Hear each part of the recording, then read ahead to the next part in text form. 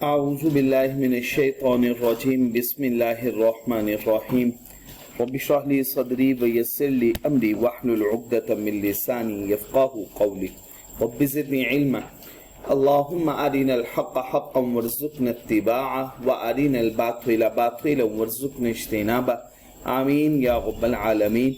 अल्लाहुम्मा तह्हिर क़ुलूबना मिनन निफ़ाक़ व अअमालना मिनर रिया व अलसिनतना मिनल कज़िब व अअयुनना मिनल ख़ियाना फ़इन्नका तअलमु ख़ाइनतल अअयुनि व मा तुख़फ़िस सुदूर आमीन या रब्बल आलमीन।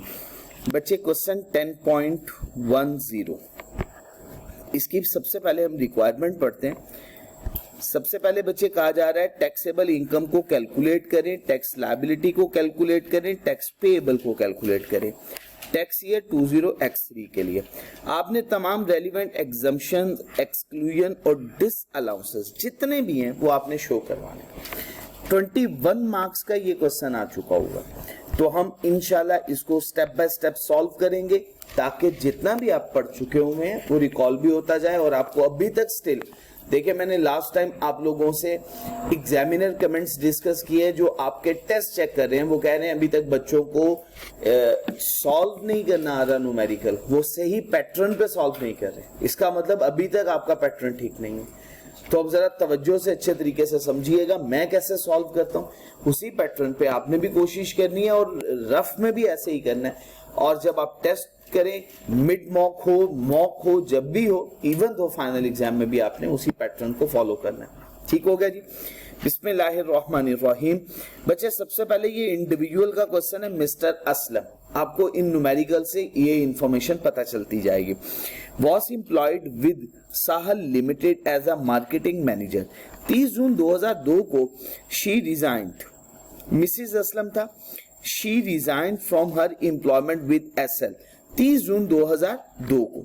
हमें जो वर्किंग करनी है वो टैक्स ईयर 2003 के लिए करनी है, तो इसका मतलब है पिछले साल इन्होंने रिजाइन कर दिया हुआ। 1 जुलाई 2002 को उसने ज्वाइन किया एज पाकिस्तान लिमिटेड HPL को, जो कि कोटेड कंपनी, कोटेड का मतलब होता है लिस्टेड कंपनी। इसका मतलब अगर शेयर्स की इंफॉर्मेशन आई एम्प्लॉय शेयर स्कीम के तहत तो फिर ये 37 होगा या 37A होगा कैपिटल गेन के टाइम पे। ये याद रखनी है अपने बात, ये बड़ी इंपॉर्टेंट बात है आप लोगों के लिए। मार्केटिंग डायरेक्टर के तौर पे she has provided you the following information in respect of tax year 20x3। ये इंफॉर्मेशन प्रोवाइड की जा रही है। जुलाई 2002 में she receive the following amounts from SL. SL से ये फॉलोइंग अमाउंट्स फाइनल सेटलमेंट की सूरत में रिसीव की। अच्छा, लीव इन कैशमेंट है 95,000। आपको पता है सैलरी टैक्सेबल होती है ऑन रिसीट बेसिस। अब जब सैलरी का हिस्सा रिसीव होगा तभी टैक्सेबल होगा, चाहे पिछले साल का हिस्सा या पिछली आपको सैलरी का हिस्सा इसी साल मिल रहा हो। लेकिन सैलरी के लिए जनरल रूल होता है salary is taxable on receipt basis. तो मैं साथ साथ इसको सॉल्व करता चला जाऊं टाइम सेव करते हुए, लेकिन आप लोगों ने प्रैक्टिस में तो ऐसे ही करना है कि एक दफा पूरे का पूरा पढ़ने के बाद सॉल्व करना है। चले मैं पहले पूरा पढ़ देता हूं। लीव इन कैशमेंट 95,000। रूल क्या है? Fully taxable, fully taxable. Gratuity 500,000 unrecognise, exempt होगी अप टू ₹75,000 और 50% of the amount whichever is lower. बिल्कुल ठीक हो गया। Reimbursement of ₹100,000 against health insurance policy. Health insurance policy के तहत 1 लाख रुपया रिसीव हुआ। Insurance claim was launched by SL on behalf of Mrs Aslam in January 2002। इसका मतलब है रीइंबर्समेंट, या हम इसका नाम रखा करते थे मेडिकल फैसिलिटी। ये क्लियर है ना? अगर medical facility as per employment contract हो, NTN of medical practitioner available हो और एम्प्लॉयर्स के अटेस्टेशन भी हो, ये क्या होता है? एग्जाम। और अगर ये इंफॉर्मेशन गिवन हो वेल एंड गुड, ना गिवन हो तो हमारी अजम्पशन क्या होगी? ये तमाम इंफॉर्मेशन या तमाम बातें पूरी हो रही हैं, तो फिर ये हमें क्या कर देंगे? इसको एग्जाम। याद रखनी है जो बात सबसे इंपॉर्टेंट है, ये 2002 के टैक्स ईयर के लिए है। अगर इस टैक्स ईयर में मिला तो आपने ये नहीं कहना साइमल्टेनियसली मेडिकल की फैसिलिटी और मेडिकल अलाउंस मिल रहा है, क्योंकि ये बेनिफिट की अमाउंट तो रिसीव होनी चाहिए थी 2002 में, लेकिन नहीं मिली 2002 में, अब मिल रही है 2003 के अंदर। तो ये पिछले बेनिफिट की अमाउंट रिसीव हो रही है। क्लियर हो गया जी बच्चे? अच्छा बच्चे, next, in accordance with the terms of her employment, उसकी एम्प्लॉयमेंट की टर्म्स के मुताबिक income tax related to her salary, उसकी सैलरी से रिलेटेड जितना भी इनकम टैक्स बनेगा और बेनिफिट बनेगा, is to be borne by HPL. अब ये डाटा किसका आ रहा है? एचपीएल का। पहले फाइनल सेटलमेंट किसकी थी बच्चे? एसएल की। ठीक हो गया जी बच्चे? तो ये पहले इंफॉर्मेशन थी एसएल की, ये सारी की सारी सैलरी ही है, लेकिन किससे रिलेटेड है? एसएल से related.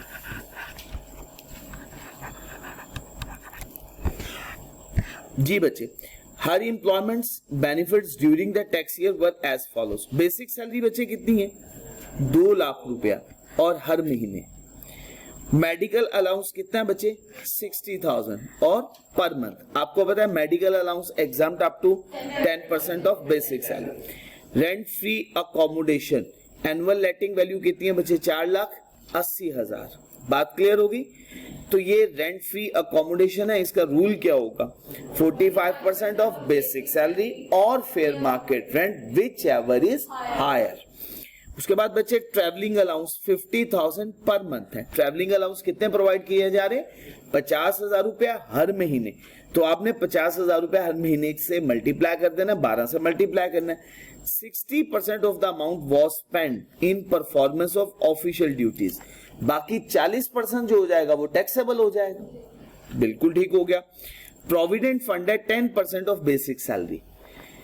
N equal amount was contributed by HPL. इसके बिल्कुल बराबर अमाउंट एचपीएल भी कंट्रीब्यूट कर रहा है। तो हमें क्या करना है बच्चे? बेसिक सैलरी का 10% कैलकुलेट करना है। ये एम्प्लॉय का कंट्रीब्यूशन होगा और सेम अमाउंट का एम्प्लॉयर का कंट्रीब्यूशन होगा। और एम्प्लॉयर के कंट्रीब्यूशन के लिए रूल क्या होता है? रूल होता है 1,50,000 और बच्चे या बच्चे दूसरी बात क्या होती है? 10% of basic salary plus dearness allowance. इन दोनों को कंपेयर करेंगे, जो अमाउंट लोअर वन होगी। ठीक हो गया जी बच्चे? नेक्स्ट बच्चे, एम्प्लॉय शेयर स्कीम के तहत मिसिस असलम वॉज अवॉर्डेड कितने शेयर्स हैं बच्चे? 5,000 in HPL on 1 January 2003। Under the scheme, she was not allowed to sell the shares up to 31 मार्च 2003। अब आप मुझे बताएंगे विद रिस्ट्रिक्शन है या विदाउट रिस्ट्रिक्शन? अच्छा, रिस्ट्रिक्शन कब खत्म हो रही है? 31 मार्च 2003 को। उसने ये तमाम शेयर्स कब बेचे? 1 मई 2003 को। इसका मतलब है यहाँ पे बेनिफिट सैलरी का कंसीडर हो जाएगा और ये होगा कैपिटल गेन। क्लियर हो गया जी बच्चे?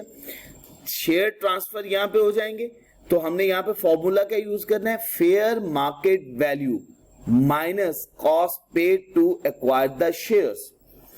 और कैपिटल गेन में हमें कंसीडरेशन रिसीव्ड और fair market value whichever is higher minus कर देना है कॉस्ट प्लस जो सैलरी का टैक्सेबल अमाउंट होगी। फेयर वैल्यू शेयर्स किस डेट पे बच्चे? 1 जनवरी 2003 की डेट पे तो यूज ही नहीं होगी। अब कौन सी डेट की चाहिए? 31 मार्च 2003 28 रुपए और 1 मई 2003 32 रुपए पर शेयर। नेक्स्ट बच्चे, 31 दिसंबर 2002 को उसने लोन रिसीव किया 4 लाख रुपए का। लोन रिसीव किया कितने का? 4 लाख रुपए का। किससे? एचपीएल से। 31 दिसंबर 2002 को उसने रिसीव किया 4 लाख रुपए का लोन फ्रॉम एचपीएल। लोन में मार्कअप होगा 4% पर एनम। मार्कअप कितना होगा? 4% per annum. Prescribed benchmark rate कितना है बच्चे? अच्छा बच्चे, अब क्या करेंगे इसका? शाबाश, इस पे रूल अप्लाई होना ही नहीं है, क्योंकि रूल अप्लाई करने के लिए हमने कहा था कम से कम लोन की अमाउंट कितनी होना जरूरी है।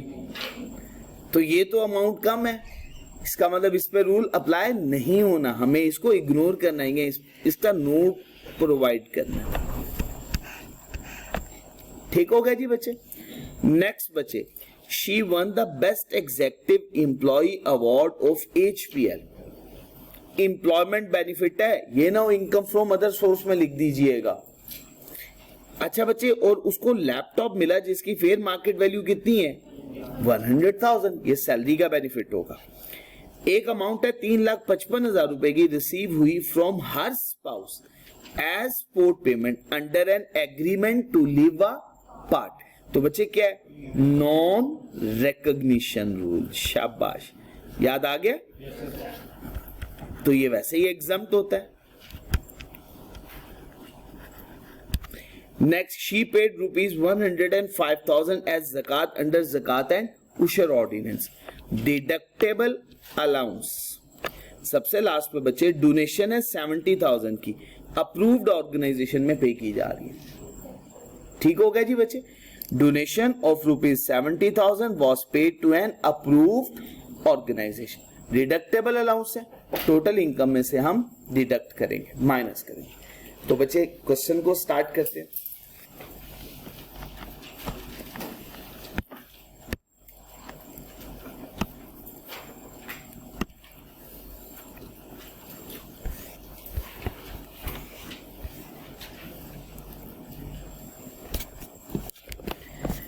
ताऊज़ु बिल्लाहि मिनश शैतानिर रजीम, बिस्मिल्लाहिर रहमानिर रहीम। बच्चे Mrs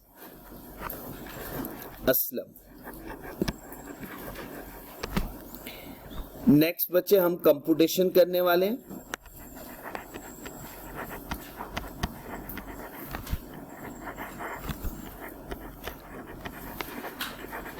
taxable income,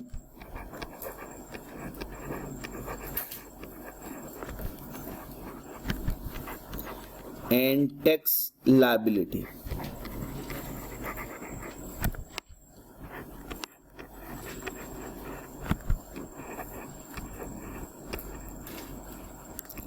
tax year.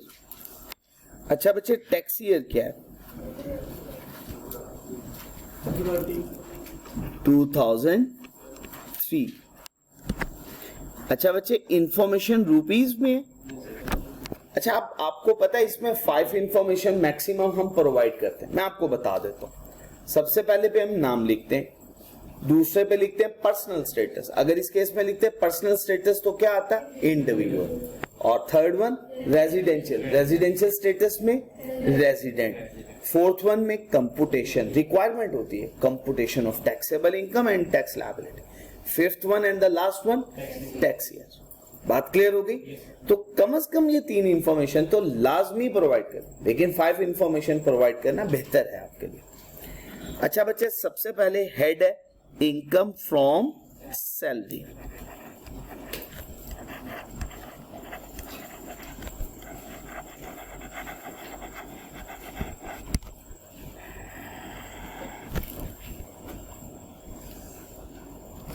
सबसे पहले एसएल से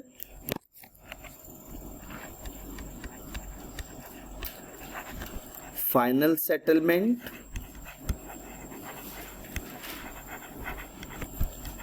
received from SL। Final settlement SL से रिसीव हो रही है। अच्छा बच्चे, सबसे पहली बात लीव इनकैशमेंट।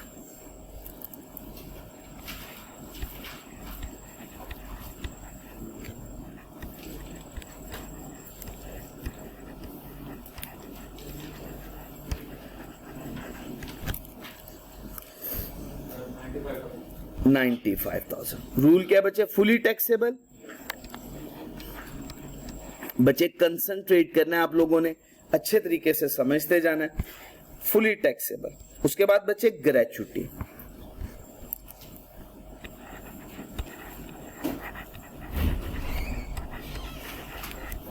और ये आपको पता है ग्रेच्युटी है अनअप्रूव्ड। थोड़ी देर बाद ना दोबारा कीजिएगा। अच्छा बच्चे, ग्रेच्युटी की अमाउंट कितनी है 500,000। बिल्कुल ठीक हो गया, 5 लाख। अच्छा बच्चे, अब हम इसमें से लेस करेंगे। ये है एग्जम्प्ट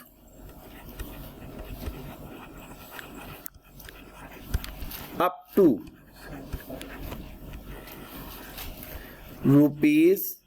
₹75,000 और 50% of 500,000, that is 250,000. ऐसा ही है ना? अच्छा, अब इन दोनों में से विच एवर इज लोअर,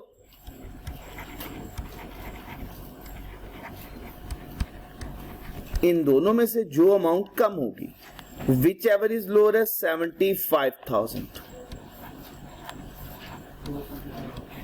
ये हो जाएगी बच्चे 425,000.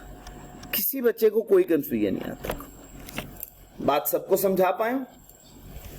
अच्छा बच्चे, नेक्स्ट ये भी बात हो गई, रीइंबर्समेंट.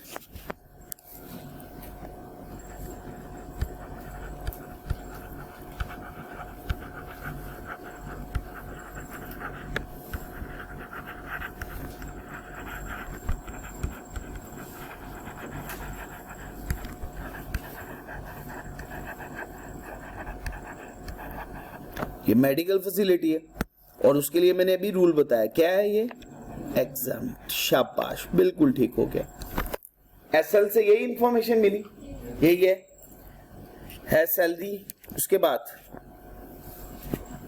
ये एचपीएल का डाटा आने लगा. वन बाय वन बच्चे जो जो इंफॉर्मेशन है लिखते चले जाते हैं. बेसिक सैलरी 2 लाख रुपया पर मंथ. बेसिक सैलरी 200,000 एक माह का, मल्टीप्लाई कर दें इसको 12 से, ये अमाउंट हो गई 24 लाख रुपया बेसिक सैलरी. उसके बाद आ गया बच्चे medical allowance.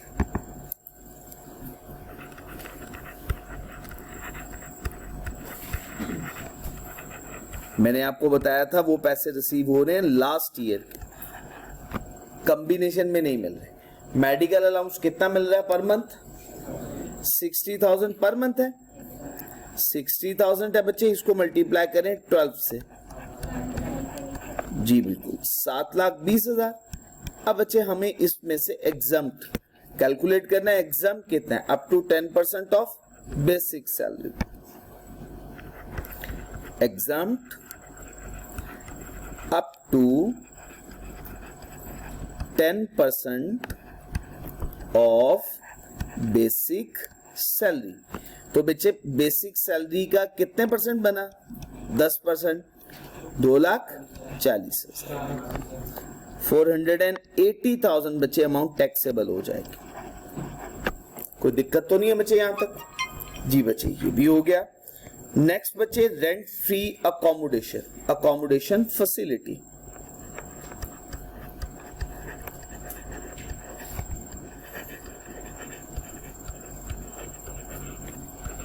Accommodation facility.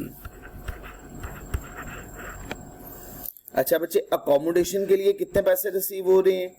Accommodation की with annual letting value 400 and, ठीक है, ये फेयर मार्केट वैल्यू है इसकी.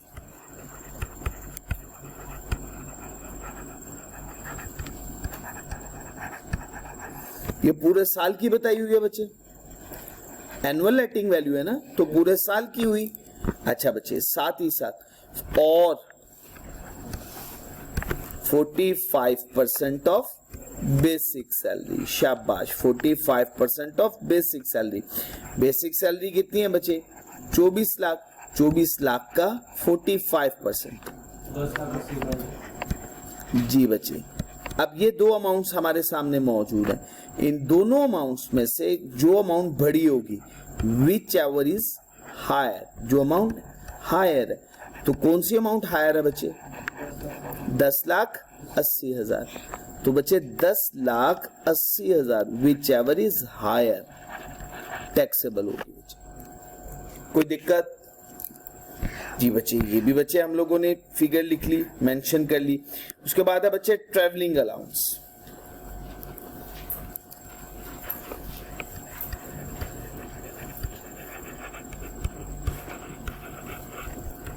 ट्रेवलिंग अलाउंस 50,000 पर मंथ है, मुश्किल बात तो नहीं है बच्चे। मल्टीप्लाई बाय कितने परसेंट बच्चे ऑफिशियल ड्यूटीज के लिए यूज होता है, 60%, तो बाकी 40% पर्सनल हो गया ना। पर मंथ है तो मल्टीप्लाई कर देंगे इसको 12 से, 240,000। जी बच्चे, ये भी बच्चे हम लोगों ने मेंशन कर लिया। इसके बाद बच्चे प्रोविडेंट फंड।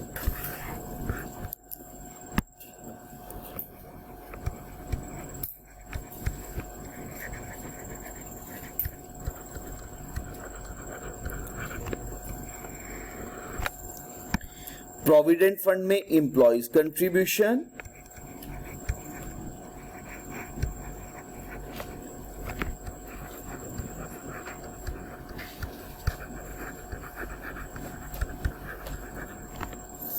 आपको पता है एम्प्लॉइज का कंट्रीब्यूशन, इसके लिए हम लोग क्या लिखते हैं, already included in salary.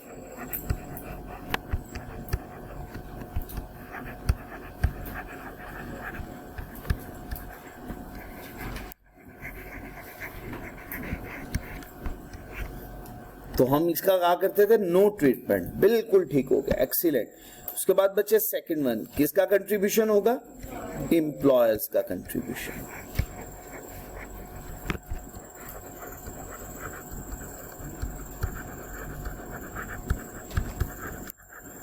Employer का कंट्रीब्यूशन।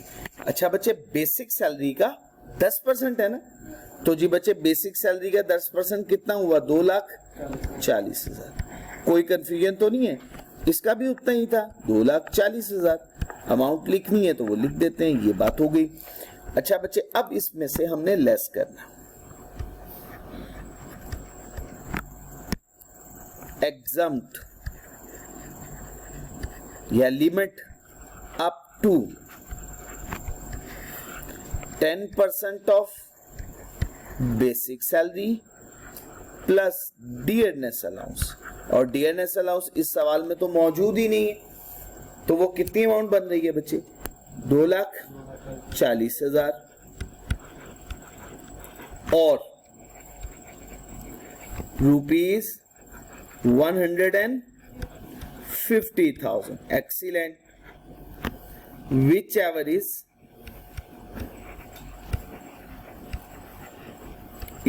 लोअर, इन दोनों में से जो अमाउंट कम होगी, तो अमाउंट कौन सी कम होगी, 150,000। इसमें से माइनस करवा दें, बाकी जो अमाउंट बची वो है 90,000। ऐसा ही है, ये टैक्सेबल होगी। बच्चे समझा पाए हो ना सबको, तो देख लें हर बात आप प्रॉपरली मेंशन कर रहे हैं।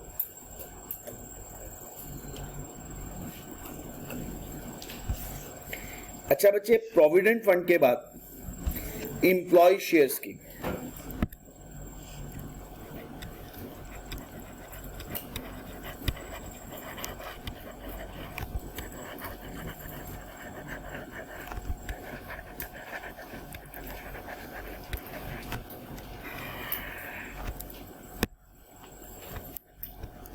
फेयर मार्केट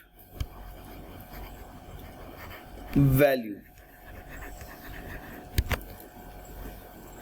अब इसमें आपको पता है, अगर कंडीशन है free right to transfer the shares और actually disposes of the shares whichever is earlier.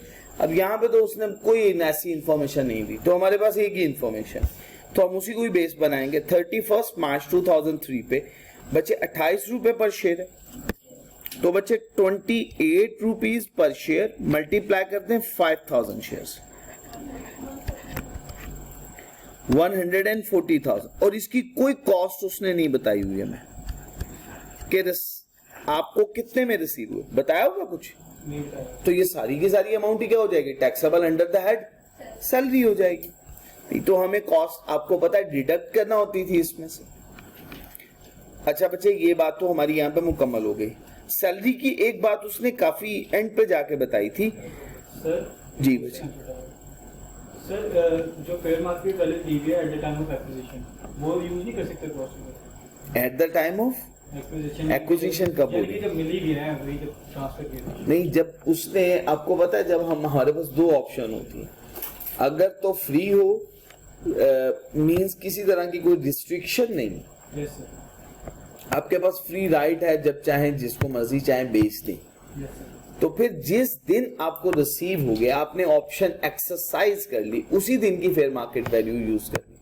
Yes sir, और दूसरे नंबर पे अगर रिस्ट्रिक्शन है, जब तक ये रिस्ट्रिक्शन खत्म नहीं हो जाती एक्चुअली, यस सर, तब तक आप इसको टैक्सेबल नहीं कर सकते। तो ये रूल को फॉलो करना है हमें। अच्छा बच्चे, इसके बाद नेक्स्ट लोन, इसे हम क्या बोलते हैं? कंसेशनल लोन या इंटरेस्ट फ्री लोन होता है।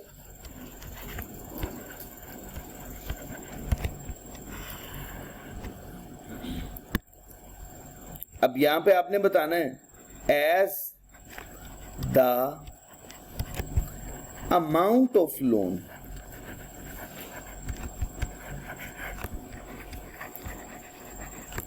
is less than rupees 1 million,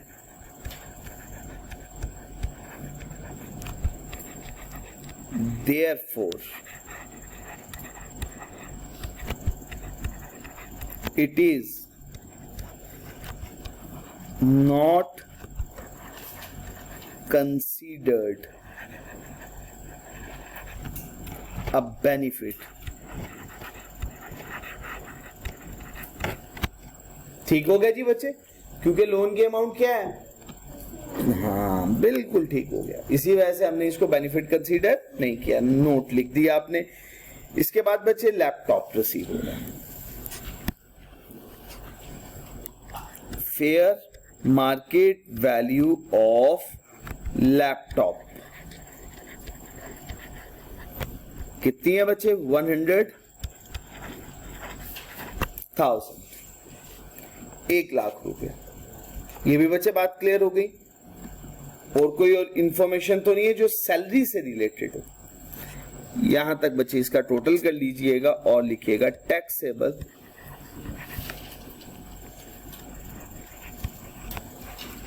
salary.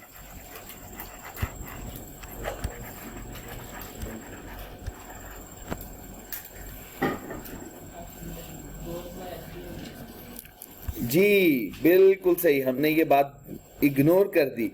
उसमें यहां पे मेंशन किया हुआ है income tax related to her salary and benefit is to be borne by HPL. तो यहां पे होगी taxable salary excluding tax borne by HPL, excluding tax borne by HPL. उसमें हम इसके बाद ऐड करेंगे टैक्स बोर्न बाय एचपीएल। उसके बाद होगी ये फाइनल टैक्सेबल सैलरी इनकम।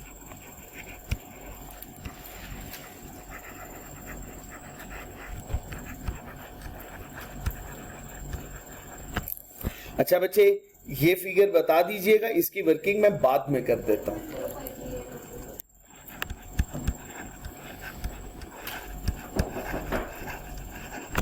जी बच्चे, ये फिगर है,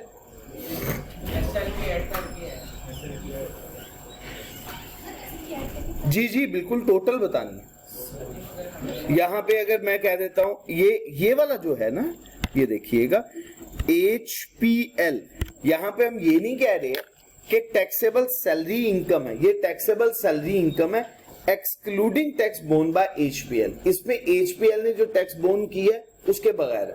जब हम कंप्यूटेशन इसकी करने लगेंगे, टैक्स की कैलकुलेशन करने लगेंगे, तो HPL की टैक्सेबल सैलरी इनकम अलग से कैलकुलेट कर लेंगे। ठीक हो गया ना? अभी हम उसकी वर्किंग नहीं कर रहे, तो हमने सैलरी की टोटल वर्किंग ये कर डाली। सही हो गया जी? तो वो जब मैं वर्किंग करूंगा तो वो मैं आपके सामने बिल्कुल सेपरेट कर दूंगा। जी बच्चे, ठीक हो गया जी बच्चे? इसके बाद बच्चे नेक्स्ट हेड कौन सा है? कैपिटल गेन का। फिलहाल जी तो ऐसे छोड़ दे। हाँ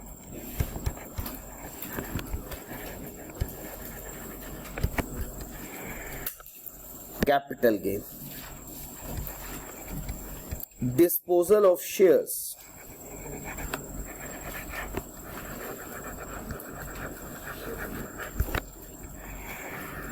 शेयर्स की डिस्पोजल होने लगी है बच्चे। सबसे पहले बच्चे कंसीडरेशन रिसीव्ड,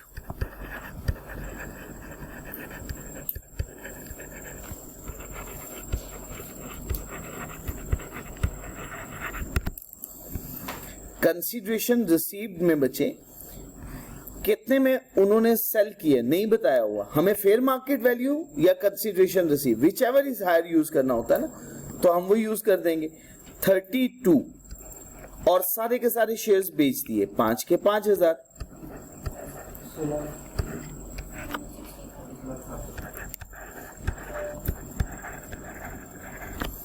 अब हम इसमें से लेस कर देते हैं कॉस्ट,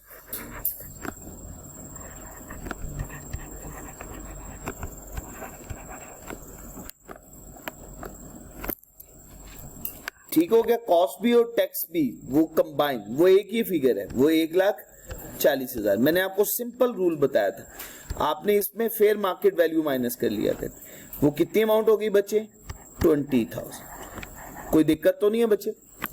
उसके बाद बच्चे नेक्स्ट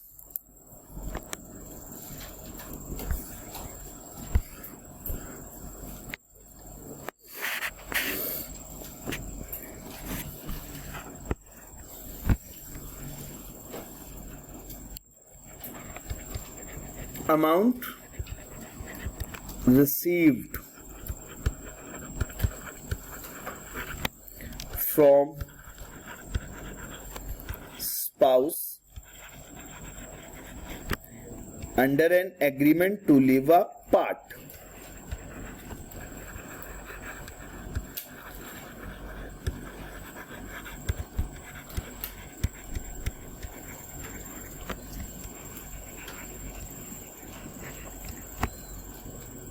ठीक हो गया जी बच्चे। अच्छा, ये अमाउंट तो एग्जाम्प्ट होती है, इस पे तो टैक्स नहीं होता, तो यहाँ पे हम मेंशन कर देते हैं एग्जाम। जी हाशिर साहब, क्या हुआ? देखो इधर मेरी बात सुनो, इधर इधर इधर इधर इधर, जल्दबाजी नहीं। देखो ये हमारी अमाउंट टैक्सेबल बेनिफिट बन गया अंडर द हेड सैलरी, ठीक हो गया। हमने इसे सैलरी में जाके टैक्सेबल बना दिया, तो यहाँ पे हमें सिर्फ कॉस्ट लिख दे और जो अमाउंट टैक्सेबल होगी अंडर द हेड सैलरी वो भी हमने लिखनी होती है। तो हमारी यहाँ पे टोटल अमाउंट थी, इसी वजह से हमने 140,000 लिख दिया।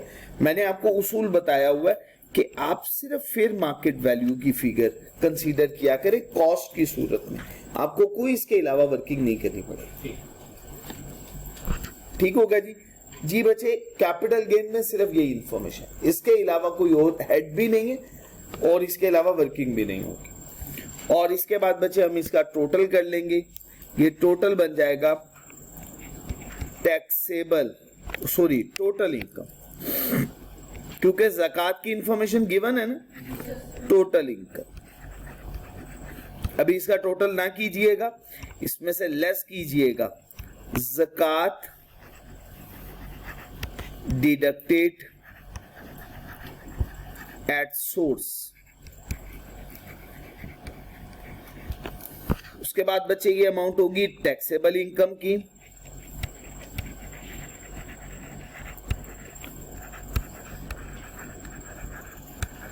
इसमें से फिर बच्चे आपने लेस करना है सेपरेट ब्लॉक ऑफ इनकम।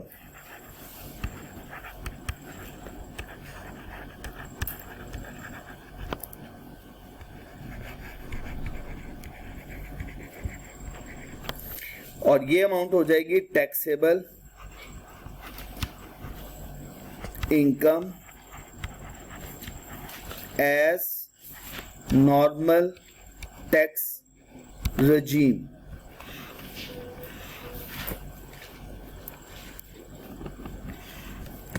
ठीक हो गया जी बच्चे, ये आपके सामने इंफॉर्मेशन मौजूद है। तो बच्चे taxable separate block of income की अमाउंट होगी 20,000, वो हमने माइनस कर देनी है इसमें, 20,000 ही बन रही है। ठीक हो गया। और ज़कात की अमाउंट कितनी है?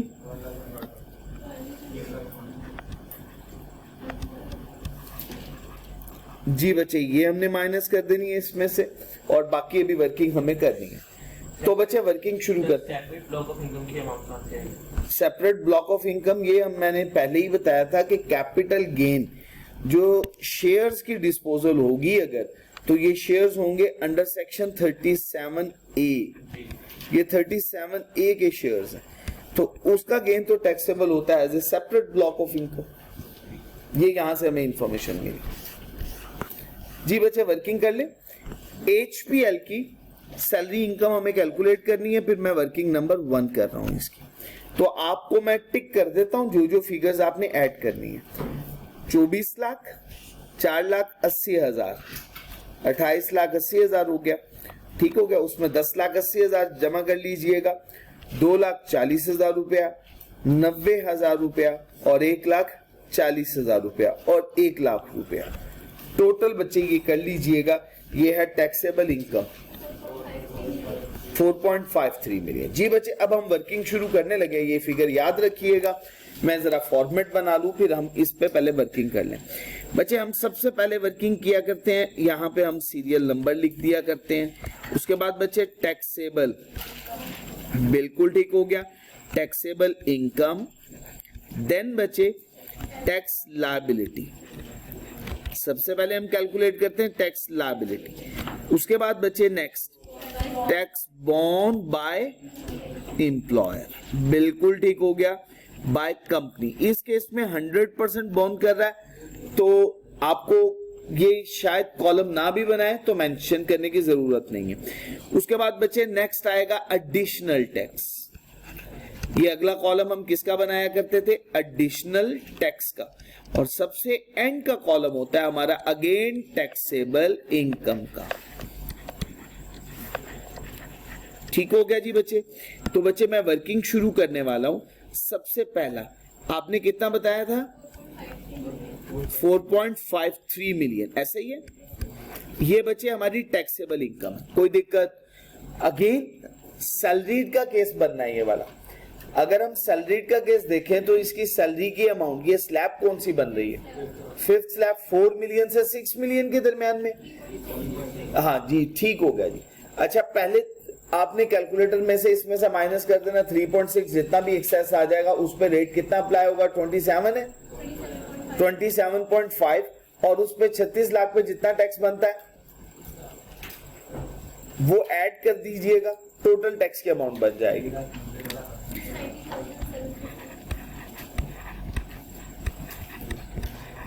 जी बच्चे पैटर्न समझ में आया? नहीं समझ में आया तो मैं कर देता हूं।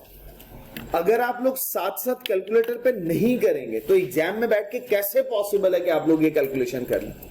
सभी लोग कैलकुलेटर निकालें और ये एक्सरसाइज परफॉर्म करें। जी सुरेश साहब।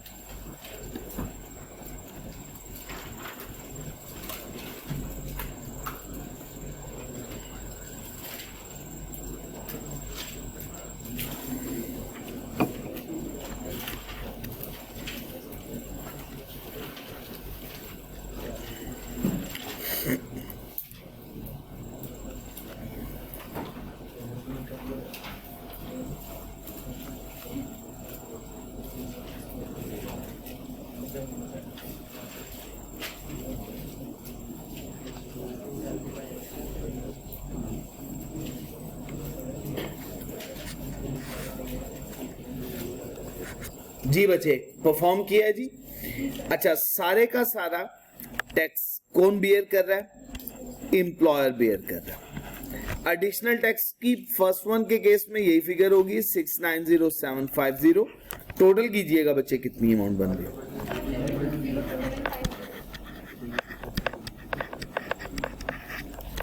जी बच्चे सेकेंड वन, अब कैलकुलेट कीजिएगा। स्लैब तो चेंज नहीं हुई, वही स्लैब है, दोबारा कैलकुलेट करें। 880706 पूरे का पूरा ही एम्प्लॉयर बेयर कर रहा है अब एडिशनल टैक्स आपको मैंने समझाया था, इसमें से आपने इस अमाउंट को माइनस करना है, जो अमाउंट आए वो आपने सामने मेंशन कर देनी।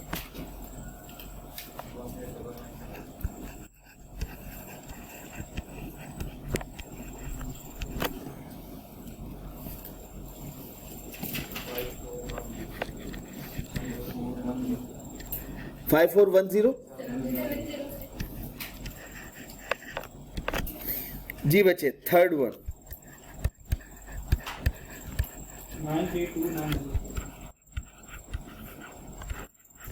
923944 दोबारा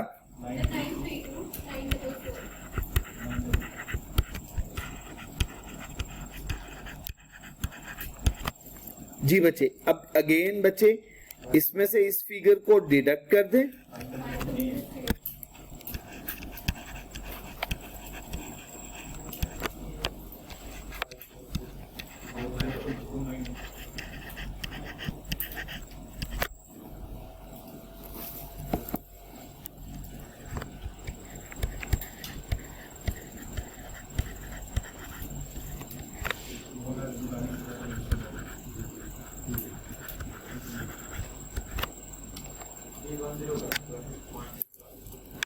थ्री 310 कर दूं।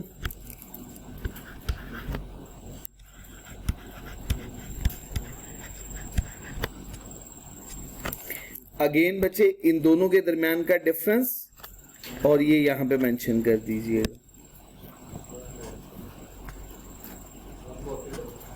One 4 3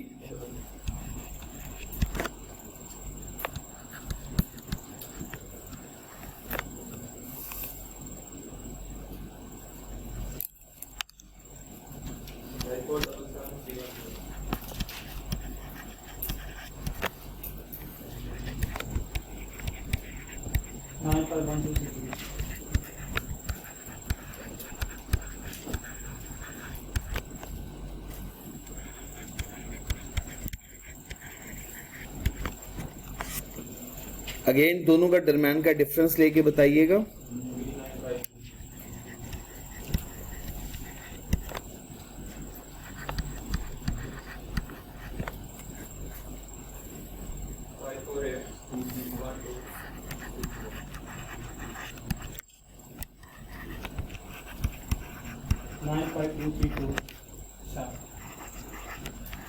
nine five four three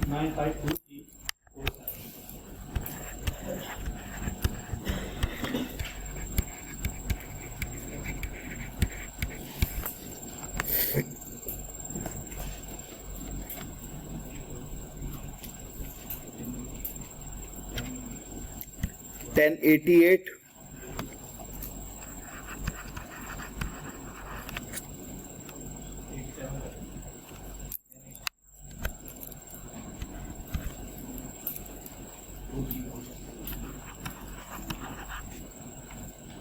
234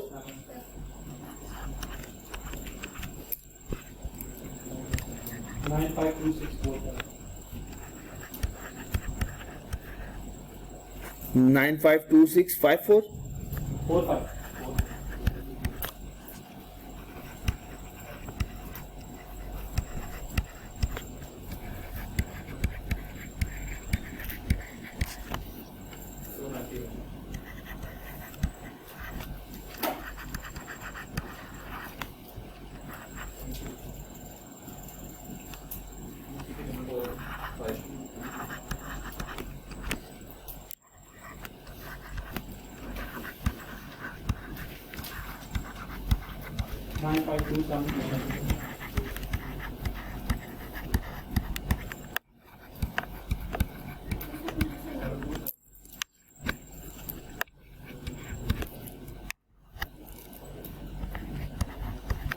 जी बच्चे। 82 का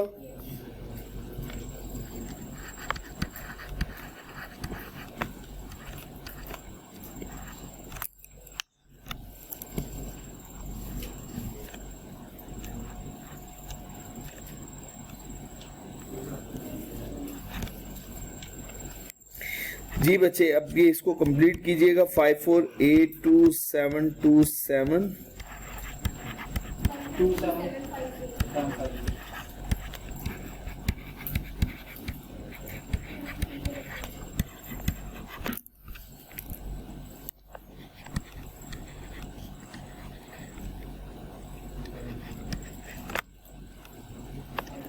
50 आ गया 952,756.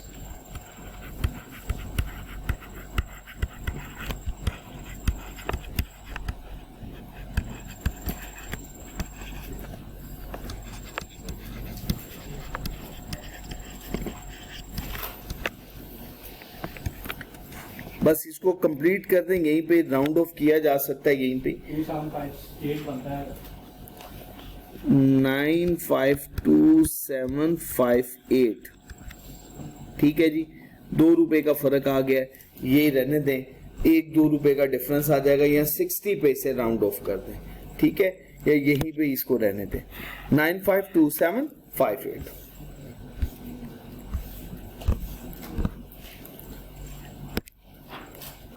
952758 जी बच्चे 7582006 6002,758 है जी बच्चे। टोटल इनकम 20,000 इसमें ऐड कर देना है, ये हो जाएगा 60222758 जी बच्चे। इसमें से 758,259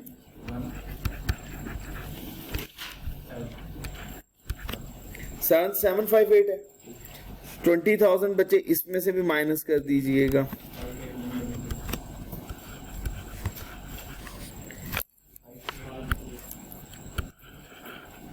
डबल 9 ठीक हो गया जी बच्चे। ये बच्चे टैक्सेबल इनकम है एज नॉर्मल टैक्स रेजिम। अब इससे आगे इसके टैक्स लायबिलिटी कैलकुलेट करते हैं। यहां तक तो बच्चे हमने वर्किंग कर दी, अब बच्चे हम कैलकुलेट करने वाले हैं टैक्स लायबिलिटी।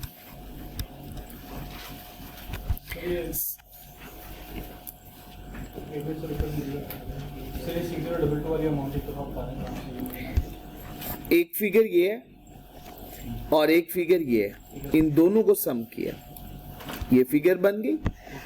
इसमें से 1,05,000 रुपए माइनस कर दिया, ये टैक्सेबल इनकम है। 20,000 रुपए separate block of income minus कर दिया, ये taxable as normal tax regime है। अच्छा बच्चे, टैक्स लायबिलिटी है सैलरीड का केस होगा ये वाला।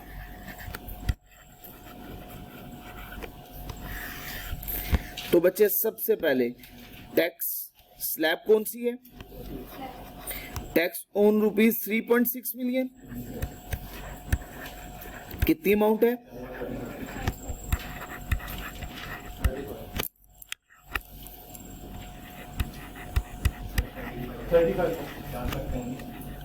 ठीक हो गया जी, 435,000 है जी।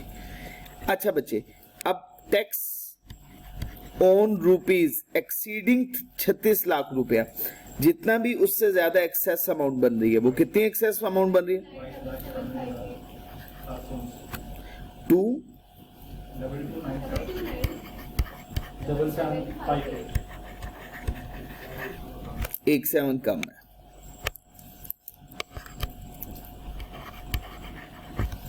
ठीक हो गया जी बच्चे, एट द रेट ऑफ 27.5%। 63188. ठीक हो गया जी बच्चे। अब इसमें से लेस कर दीजिएगा टैक्स डिडक्टेड एट सोर्स। कोई पहली बात, मेरी बात सुने, इसमें से कोई उसने क्रेडिट वगैरह तो नहीं दिया हुआ, डोनेशन वगैरह है? पहले वो डोनेशन का क्रेडिट वगैरह पहले माइनस करें, फिर tax on separate block of income पे टैक्स डिडक्टेड एट सोर्स। तरतीब याद रख लीजिएगा। सबसे पहले हमें क्या करनी है, इसमें से लेस करना है टैक्स क्रेडिट। तो सबसे पहले क्या होगा? टैक्स क्रेडिट ऑन डोनेशन है, टैक्स क्रेडिट ऑन डोनेशन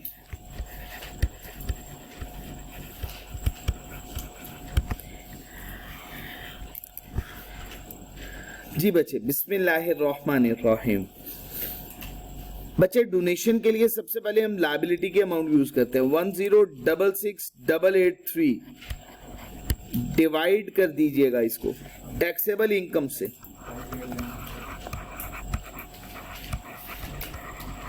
जी बच्चे, ये फिगर है, मल्टीप्लाई करना है अब आपने इसको। अच्छा, अमाउंट के साथ, अमाउंट हमें दो अमाउंट में से आपने कैलकुलेट करनी है। First one actual amount, actual amount कितनी है, और बच्चे सेकंड वन होगी 30% ऑफ टैक्सेबल इनकम, वो ज्यादा ही बननी है, 30% ऑफ टैक्सेबल इनकम। तो हमें कैलकुलेट करके लिखने की जरूरत नहीं है, लेकिन वो ज्यादा ही बननी है, तो हम इसको 70,000 से ही डायरेक्ट मल्टीप्लाई कर देंगे।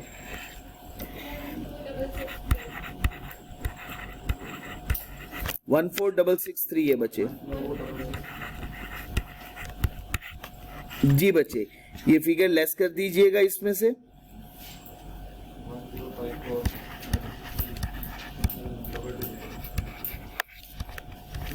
अच्छा बच्चे, अब इसमें से हमें दो काम करने हैं। सबसे पहले हमें इसमें ऐड करना है tax on separate block of income. Separate block of income है बच्चे 20,000 रुपए की, ऐसा ही है। अच्छा, और इसको मल्टीप्लाई करना है बच्चे हमने 15% के रेट से। हमारी असम्पशन है कि टैक्स ईयर जो है वो 2022 के बाद से ही है, 1 जुलाई 2022 के बाद से, तो फिर 15%।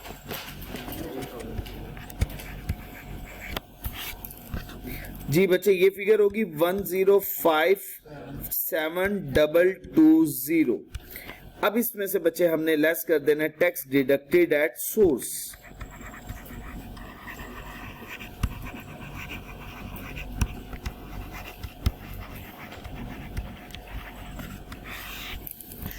अच्छा बच्चे, सब बताया हुआ उसने टैक्स डिडक्टेड एट सोर्स। सबसे पहले है टैक्स बोर्न बाय HPL।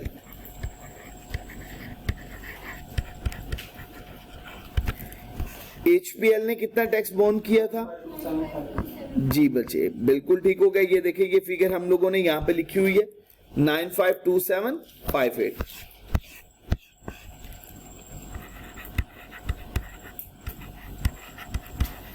इसके अलावा तो नहीं टैक्स डिडक्टेड की इंफॉर्मेशन गिवन?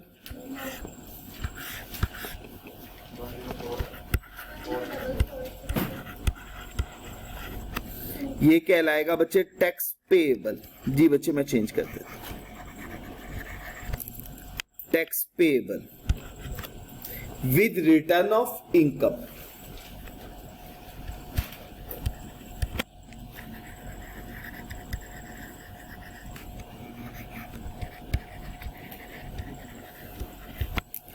तो अभी भी आपको न्यूमेरिकल सॉल्व करते हुए दिक्कत हो तो परेशानी की बात है, आप लोग प्रैक्टिस नहीं फिर कर रहे हैं, घर जाके नहीं कर रहे हैं क्वेश्चन सॉल्व। तो ये तो स्ट्रेट फॉरवर्ड है क्वेश्चन।